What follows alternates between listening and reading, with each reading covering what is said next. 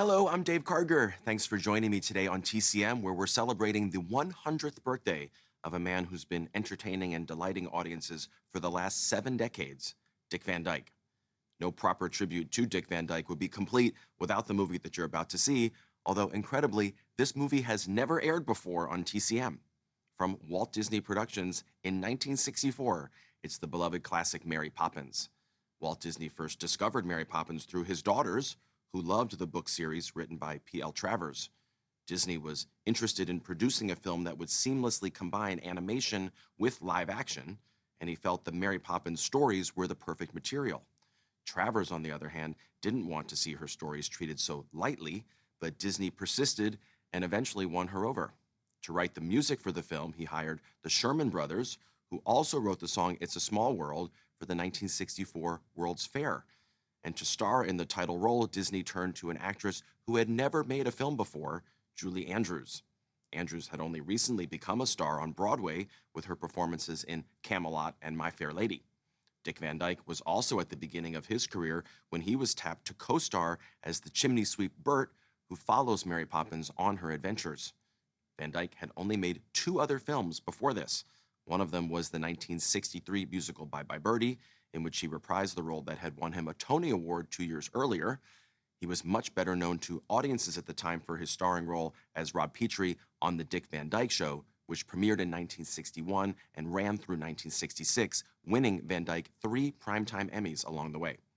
From 1964, directed by Robert Stevenson, with a top-tier supporting cast that includes David Tomlinson, Glynis Johns, Elsa Lanchester, Ed Wynn, Jane Darwell, along with Karen Dautrice and Matthew Garber as Jane and Michael Banks. This is the TCM premiere of Mary Poppins.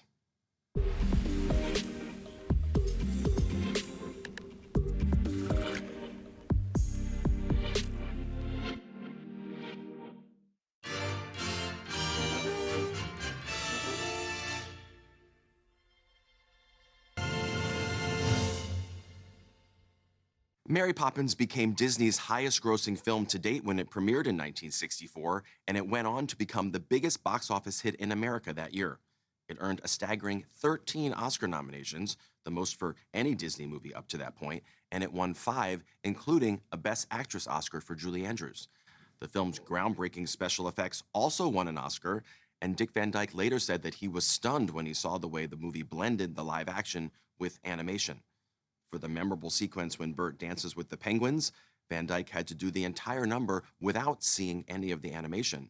He didn't see it all come together until the film's premiere. As you just saw in the end credits, the animation also revealed Dick Van Dyke's second role in Mary Poppins, playing the bank director, Mr. Dawes Sr., credited under the name Navkid Keed, which unscrambled spells Dick Van Dyke. Recently, Van Dyke played the bank director's son, Mr. Dawes Jr., in the 2018 sequel, Mary Poppins Returns.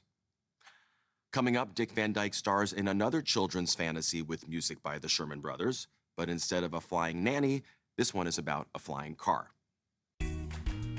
Next on TCM, Chitty Chitty Bang Bang. Then, The Power of Film Part 6. And later, Killer's Kiss. TCM's got a kiss from a Rosie today.